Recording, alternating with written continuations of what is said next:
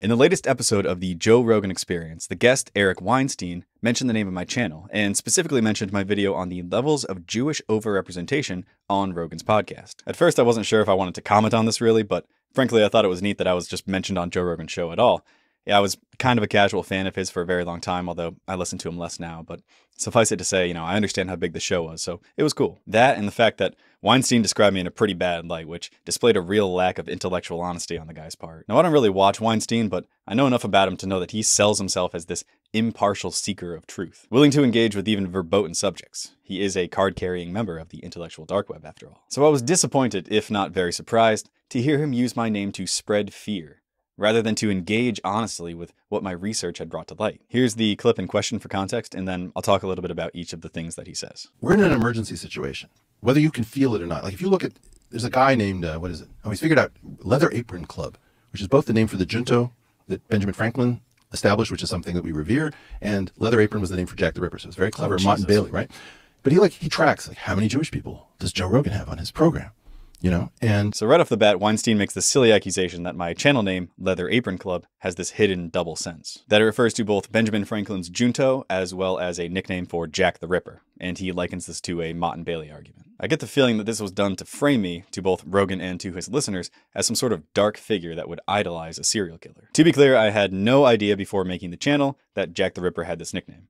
I think that's pretty obscure knowledge to have anyhow. I learned about the Leather Apron Club, which is a philosophy club, from Benjamin Franklin's autobiography. And the majority of my videos, especially those that are on alternative tech platforms like Odyssey and BitChute, are to do with philosophy, so it's kind of a silly assumption to make anyhow. And by the way, if you Google Leather Apron Club, I can confirm that the first several hundred results contain no reference to Jack the Ripper. If you Google just Leather Apron, which I have never done before, it's several dozen results before Jack the Ripper is even mentioned. Who would frame a discussion about a person that they don't know like this? Especially when all I did was publish publicly verifiable data. Next, he mentions that all that I did in my video was track how many Jews were on Rogan's podcast. Conveniently missing though from this description of my video are the results. So I'll let you know here that it was 42% of all of the political guests on Rogan's podcast that are ethnically Jewish. So that's not counting the athletes, the MMA guys, and the hunters that Rogan has on his show because, well, it turns out 0% of all of these guests were Jewish. So it would skew the results were I to include them with the rest of the population of guests. Now, was there a reason that Weinstein didn't mention these results? It's hard to say. But that was the main takeaway of the video, so I think it's a little bit intellectually dishonest for him to not mention it. I mean, maybe it would undermine the point he was trying to make. But instead, he chose to paint me as some sort of schizo that was just counting Jewish guests for no reason. And as a supposed scientist, it's absurd for this guy to take this position. I quite literally observed a phenomenon, formed a hypothesis, and then gathered data to test that hypothesis. But we're not allowed to discuss the results because people like Weinstein say so.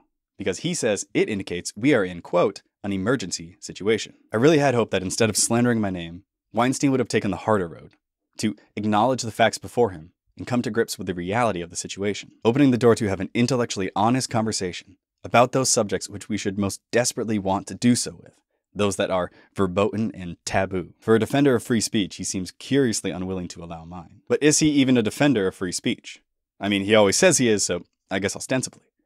But he says not 2 minutes after mentioning my name that we should either limit free speech legally or have free speech, but with social penalties. You have two choices in a society like this. You can either try to control what people think and what they say, or you can have a cultural penalty for saying something that is horrible.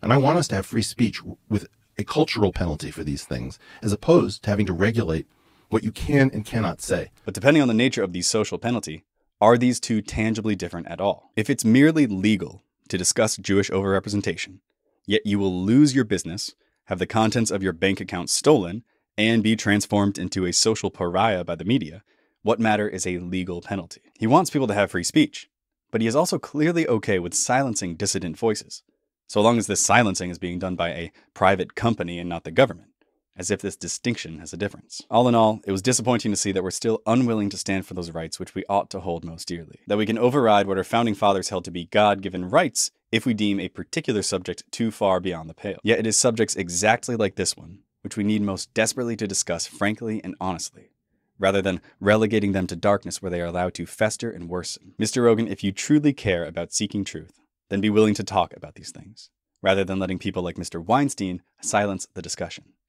And I will note, if you want somebody to talk about them with, I will be more than willing to come on your show.